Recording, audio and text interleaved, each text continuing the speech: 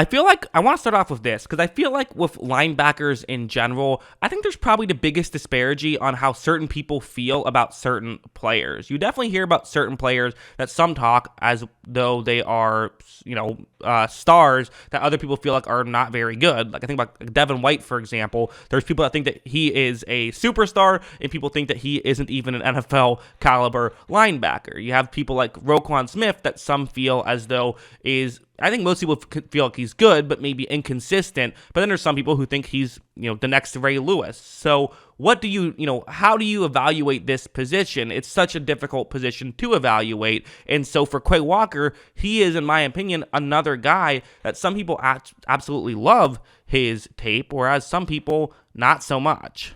This is why I like PFF grades like you see on the screen. It's not perfect, but it's at least a way that we can have a discussion about certain players without just saying, well, I like his tape. Well, I don't like his tape. Well, at least here we can have like sort of a neutral third party talk about what they felt, and they weren't impressed, quite frankly. A 51.9 grade is bad. It's not very good. Kind of the average guy you sign up the street will get you a 60 grade, so that's not ideal. The run defense grade, they were very much not a fan of, although thought that his pass rushing coverage was pretty good. And while I can kind of agree with PFF's grades, I disagree in some areas and agree in some others. I do think that with Walker, my biggest complaint of him year one is my biggest complaint with him out of college was that he's very raw and it's going to take some time to develop. This play, for example, the one you see on the screen, it's a zone coverage play. Quay Walker in charge of covering the zone that you see in white, right? That's where he's eventually going to cover. The Giants will have a player, tight end, who's going to run that route right there, which is right next to where Walker is currently standing, but certainly pretty far away from Walker's eventual zone. And the whole idea here is to try to get Walker out of position, try to get him to cover that guy. You then have a player who's going to come all the way over from the other side of the field who's going to run underneath, and the hope is that Walker does not pick him up, and therefore you can get him open in that area of the field. That's how this play can work if it does work. Right when this play begins, Devondre Campbell, the other linebacker, all over this. He knows what's happening right away. You see him pointing towards Walker saying, hey, you cover the guy who's running over there. I will cover the tight end and also be prepared of, the running back underneath. You make sure that you cover the guy who's running underneath over the middle of the field. However, of course, you see Walker, he's not looking at that. He's looking at the tight end he's currently covering right now. This is a very understandable rookie mistake, in my opinion, by Quay Walker. Watch as you see, you end up with a player who's completely wide open underneath and gains a ton of yards on that play. And also, there was something else you might have noticed. I'll show it again. But Quay Walker definitely, once he saw the play, took the play off a little bit. He didn't fully hustle to get over. He thought that the tackle was going to get made, which, there can actually be a legitimate strategy talk about, is that the right play or not? Should you sort of jog? Because you only have so much energy. These guys can't full-on sprint for 60 minutes, right? So if you think someone else is going to make a tackle, maybe you could honestly argue, hey, this is a way you can get more snaps. Is it worth it? Potentially, but, it's definitely never a good look when you do that and then a tackle is missed and then you're the guy who has to make a tackle, but you weren't in position and let the player get another 15 yards because of it. I think I'd personally rather have someone who's just going to run out every single play, and if I have to put in a backup for some plays, a backup is still more valuable than a guy who is going to jog on certain plays. So that's how I view all of that. Again, all of this stuff can be fixed, but it's definitely stuff that, in my opinion, needs fixing.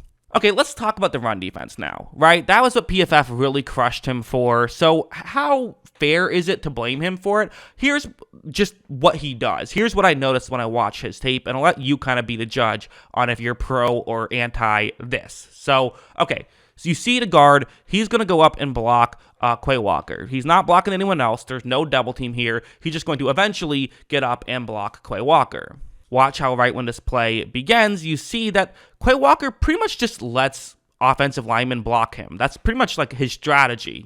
For example, you see Devondre Campbell underneath, just as a good example of, as he often was, of what to do for, these situations. He's making sure he tries to shed the block. He actually gets around his offensive lineman, whereas Walker kind of just allowed the offensive lineman to come towards him. Campbell runs over in a sense of, doesn't make the tackle, but kind of makes the play there, whereas Walker just sort of got pushed out of the way. This is almost a strategy of Walker's in a way. Hey, it's it's not going to get you out of position, and it pretty much means that you're not going to give up a huge run. Like, for example, this play where what's going to happen is it's going to, again, be a one-on-one block. This time it's a tackle who's going to block him. And again, Quay Walker going to kind of be okay with it. Look, as you see, he essentially just lets the tackle get in position. He almost moves towards him. He's okay with the contact here because he's going to now try to disengage and get over and make a tackle.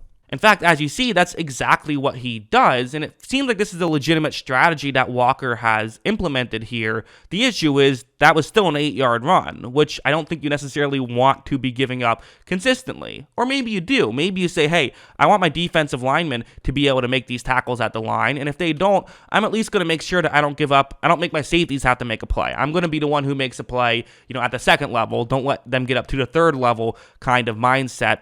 I don't know, it's not what I would do, but maybe some people would argue with it. But again, there's stuff like this as well where what's going to happen is, again, I can kind of see some upside here with Walker in some ways where it's going to be Lane Johnson who's going up to block Quay Walker here. And look, as you see, Johnson does get up, and Walker's, kind of does sort of furiously not let him block him too much, but that still goes for 10 yards. And it does make me wonder, is it possible that this is intentional? Is this a decision that Quay Walker is making? I also sit back and wonder a little bit when it comes to something like this, how much for Quay Walker could be fixed here. If you don't want him to simply just allow 10-yard runs every single play, pretty much, could you potentially have him, just with coaching, get him in more positions where he is more running in and more quickly running through things and finding ways to make plays happen? Is that possible? It is. It's for sure possible. It's for sure a very real possibility and something that Quay Walker could maybe decide to do. Now, this is where things get a little bit tricky is this a coaching issue or is this just how Walker plays? Because sometimes you see this where guys do something and you say, oh, why did they do it that way? I would rather them do it this way. Feels like it makes more sense for them to do it that way. But sometimes that's how the coaching staff wants them to do it. And sometimes that's just literally how they play. They played one way all their life and can't really play another way. Like that happens as well. Damon Arnett comes to mind with, he had a very specific flaw in his game that he just never fixed throughout his entire career, and part of me wonders, how much of that was coaching and how much of that was that just he couldn't play another way. It's really impossible to say, and I don't think we'll ever know for sure why that was the case, but it's just very fascinating, and for Walker, we don't know. I think I kind of feel similar now to how I felt about him coming out of college, which is he has a ton of upside. The athleticism is very real, but he's a very raw prospect that I can't sit here and say for sure will be a good NFL player. But, if he is, he's probably going to be a great one. That's kind of how I view him. But what do you think? Let me know in the comments below. Always love hearing from you. And of course, as always, thanks for watching.